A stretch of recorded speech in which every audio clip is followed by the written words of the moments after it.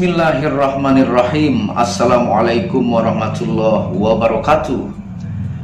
Alhamdulillahilladzi hadana li hadza wa ma kunna linahtadiya laula an hadanallah. Asyhadu an la ilaha illallah wahdahu la syarikalah wa asyhadu anna Muhammadan abduhu wa rasuluhu la nabiyya ba'dah. Rabbi shrah li sadri wa yassir li amri wahlul 'uqdatam min lisani yafqahu qawli.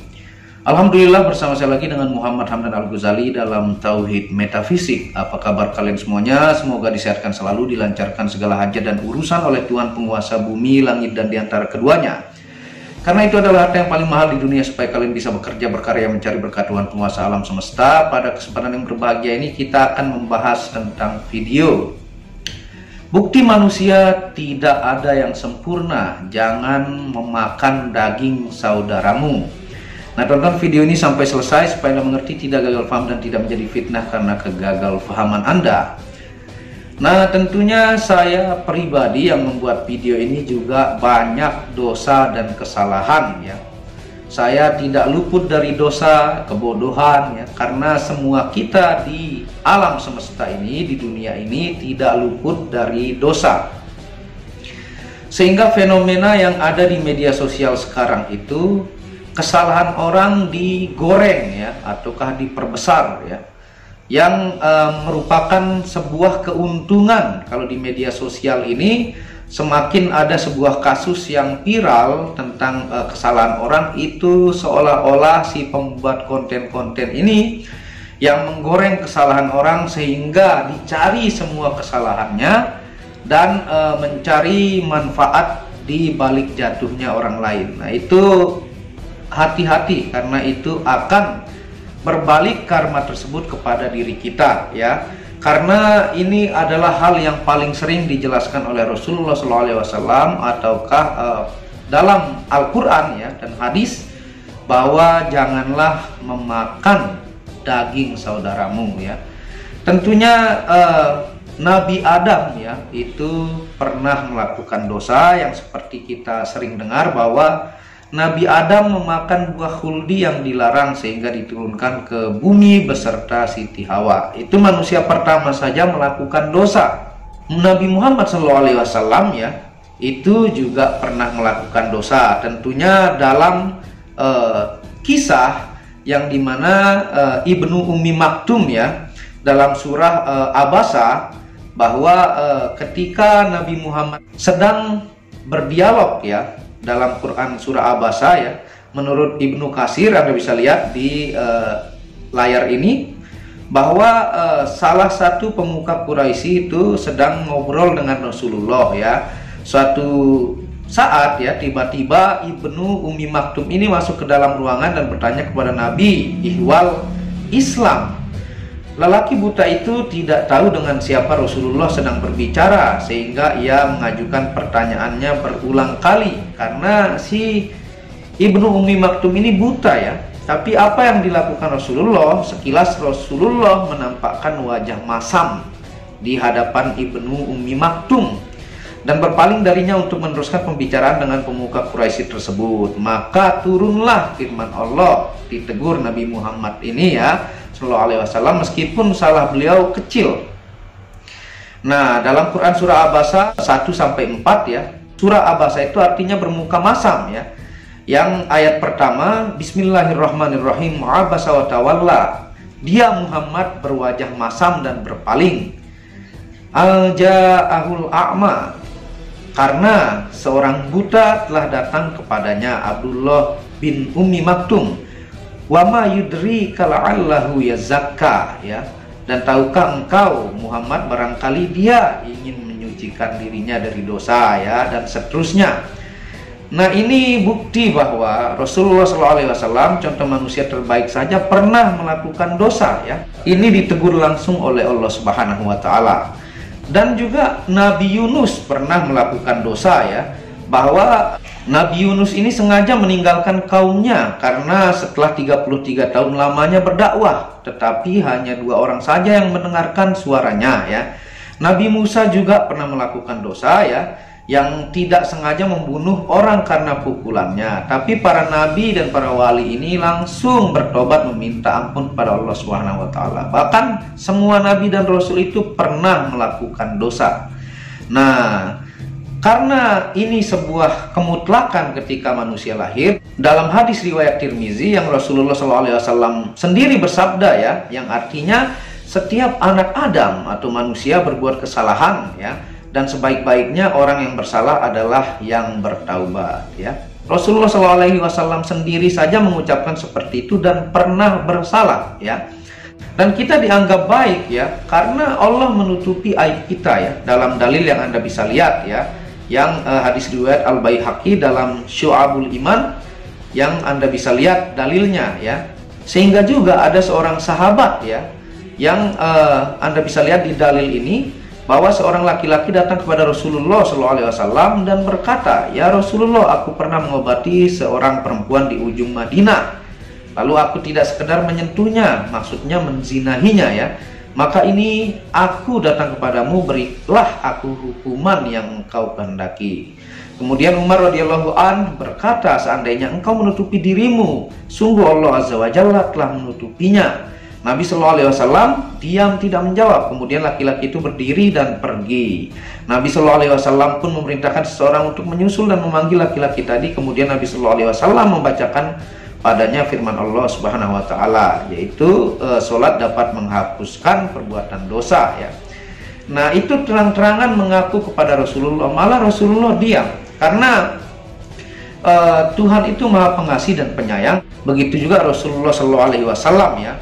Dan tentunya dalam menegur sesama manusia, kita tidak luput dari salah dan dosa. Itu bisa dengan mengedukasi ya, dan bisa menasehati dengan cara yang baik-baik. Ketika Anda, yang saya bilang ya, dalam mengkaji kenyataan hidup, misalnya Anda bergaul dengan peminum ya, kalau Anda tiba-tiba datang ke sana dan marah-marah teman Anda minum ya, maka bisa akan terjadi saling gebuk atau saling pukul. Misalnya, kamu minum itu dilarang sama Tuhan. Anda jelaskan dalil-dalil.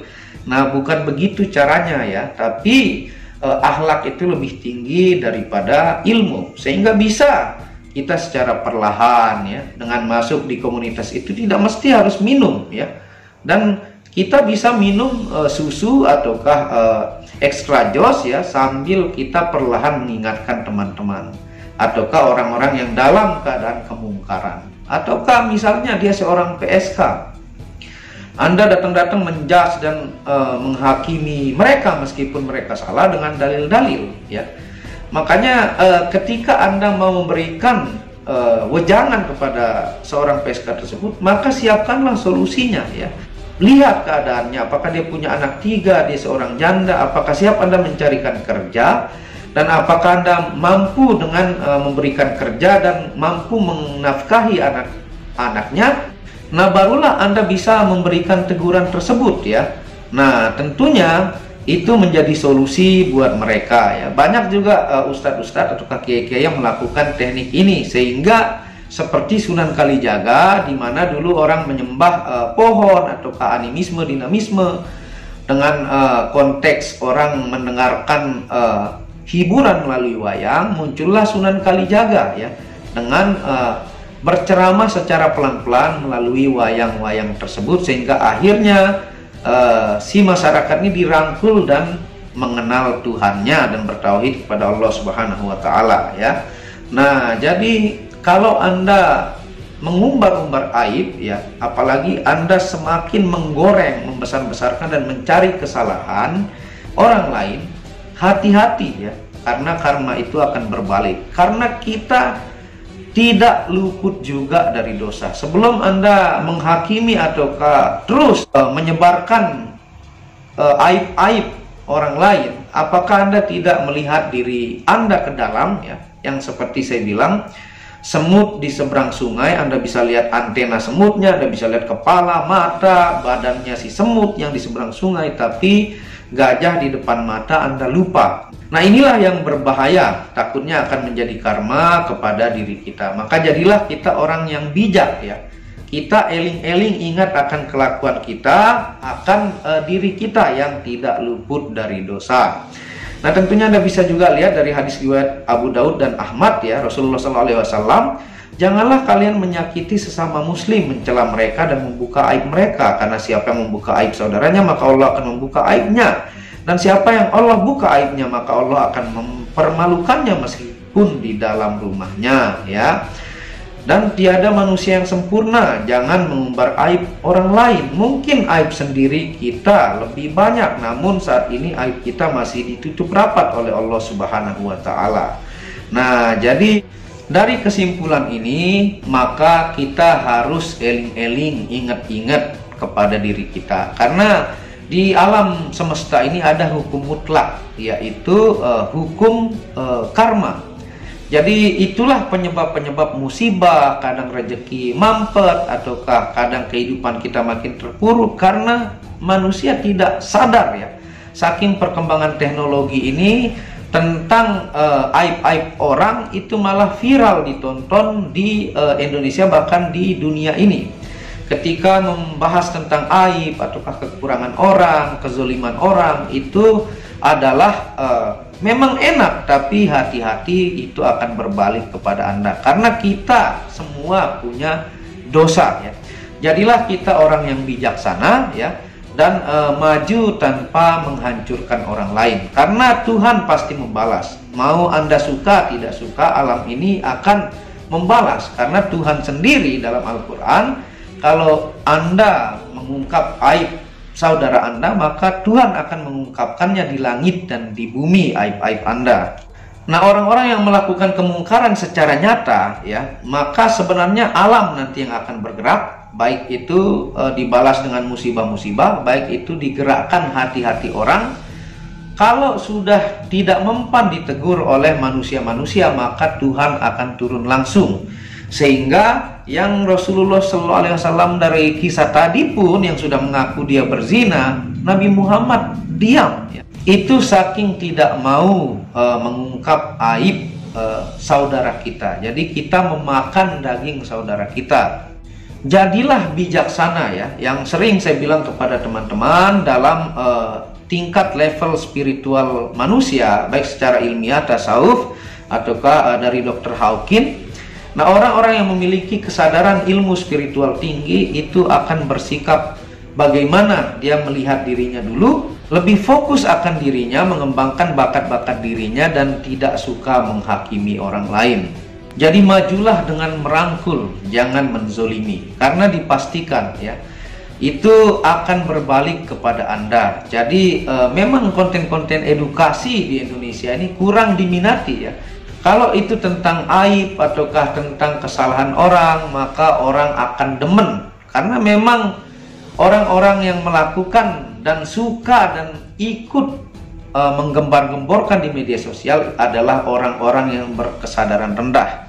Jadi mari kita semakin meniti diri kita lebih dalam ya.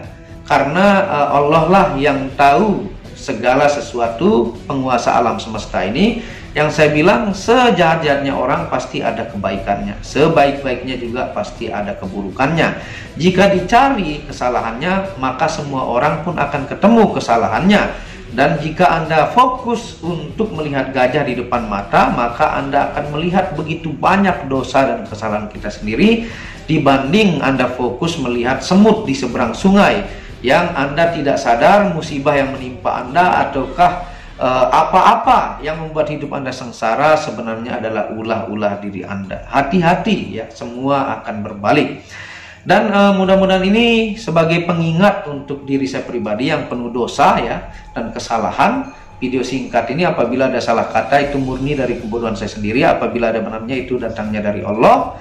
Dan tentunya dukung channel ini untuk mengembangkan dan klik tombol merah subscribe gratis dan lonceng notifikasi gratis, tidak ada ruginya. Dan Anda bisa kunjungi second channel saya, itu Tauhid Metafisik, yang banyak membahas tentang mustika, pusaka, dan sejarahnya. Channel ketiga itu Maniak Kaki, yang membahas lengkap game secara internasional, gemologi, kandungan mineral, aura zodiak, dan metafisika modern.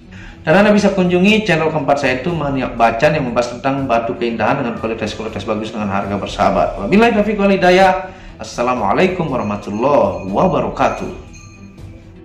Tauhid Metafisik Produk.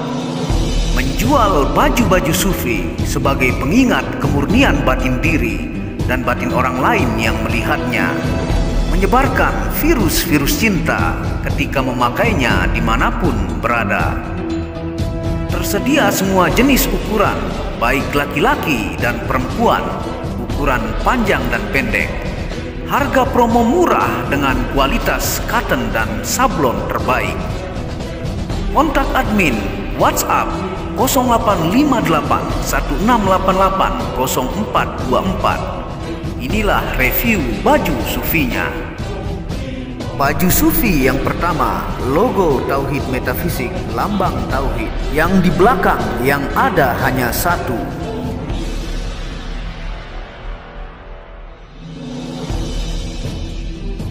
Baju sufi yang kedua, aku lebih memilih menjadi orang murni. Logo di belakang baju adalah Tauhid Metafisik. Baju sufi yang ketiga, ketika hawa nafsu takluk maka damailah dunia. Tulisan di belakang adalah logo Tauhid Metafisik.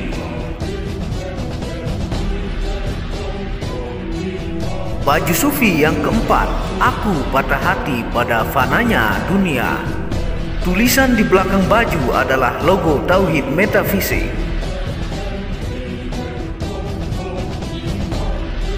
Baju sufi yang kelima, suara nuranimu bersih dan murni. Tulisan di belakang baju adalah logo Tauhid Metafisik. Baju sufi yang keenam, ego diri adalah dinding pembatas antara diri dengan Tuhan. Tulisan di belakang baju adalah logo Tauhid Metafisik. Segera pesan baju-baju sufi, stok terbatas.